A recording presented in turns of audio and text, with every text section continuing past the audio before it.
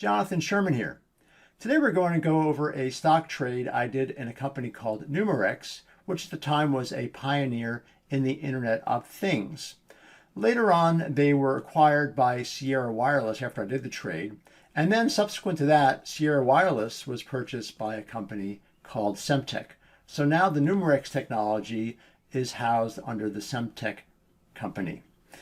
Let's look at how this trade unfolded. Now, the reason I got in this trade was because, first of all, it was a hot technology and analysts were pretty hot on this area in general, in this industry area.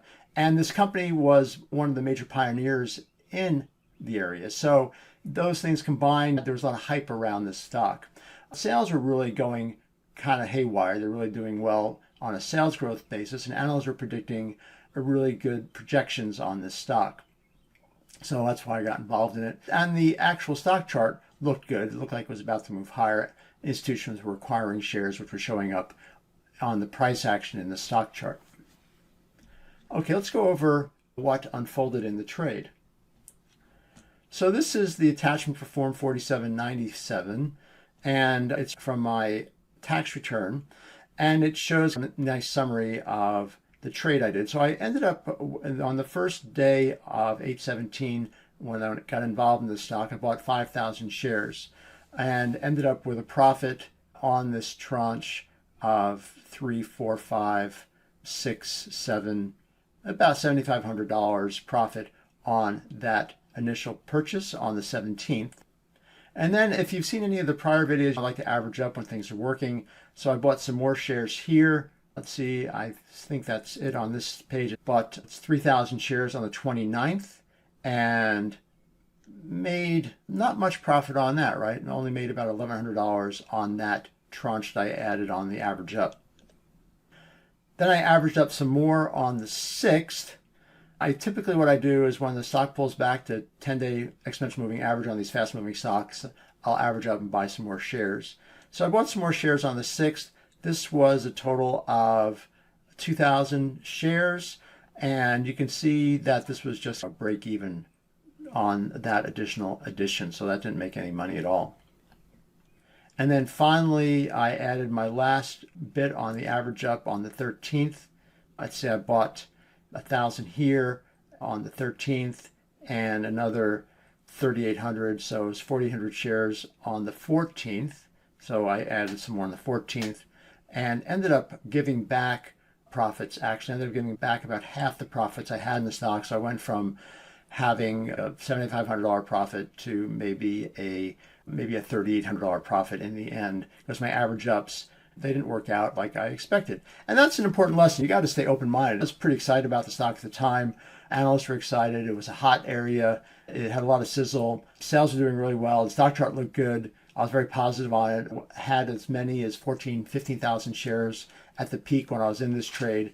But then it just wasn't working. The stock petered out. It just stopped working. And I was wanting to get out. I had a decent profit in the thing, and I didn't want to give it all back. So I ended up with a small profit, $3,800 or so.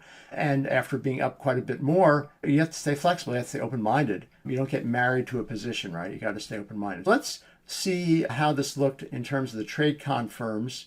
On the 17th, I started getting involved, and you can see this is when I started buying the initial 5,000. Here's 5,000 shares, got in around 8. And you can see on the 29th, I added another 3,000 shares at 8.8, a little higher. And then on the 6th, I added another 900 shares here at 9.15, and then another 1,100, that's 2,000 shares altogether at 9.17. And that was on the 6th.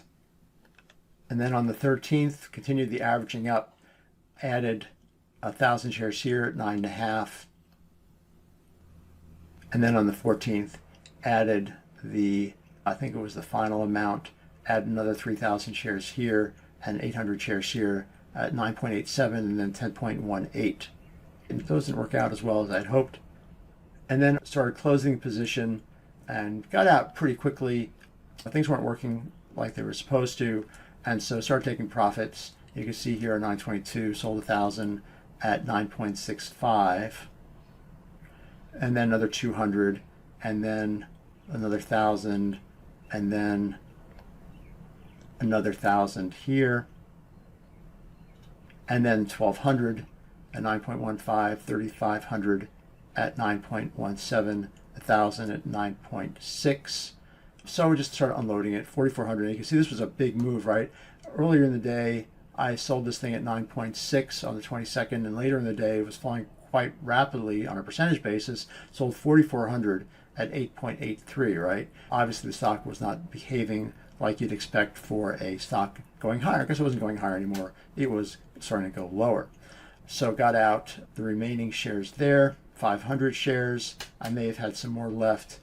Sold another 1,000 here, and then I was out of this trade at 9.6 on that little bit. I did a little day trade a little later on in the stock, but that was it. I was out of that trade that I had held for, I guess it was a little over a month, and made a little profit in it. I was up a lot more in it than, and I wanted to take a bigger profit, but it's emphasized, the emphasis is that you got to maintain an even keel. You got to stay focused on what's actually going on in the stock. And even though you're excited about a position, things don't always go like you're planning. And so you got to have the flexibility and the discipline to take profits when you have them, and especially when things don't start working right, to get out of a position. You don't stay married to a position. Now, I'd like to say that profits are like sandcastles until you take them. So let's go into the next video where I'm going to show a trade in a interesting company that most people probably have heard of, based out of Chicago, where I made a $33,000 profit, and I'm going to show you how I went about doing that.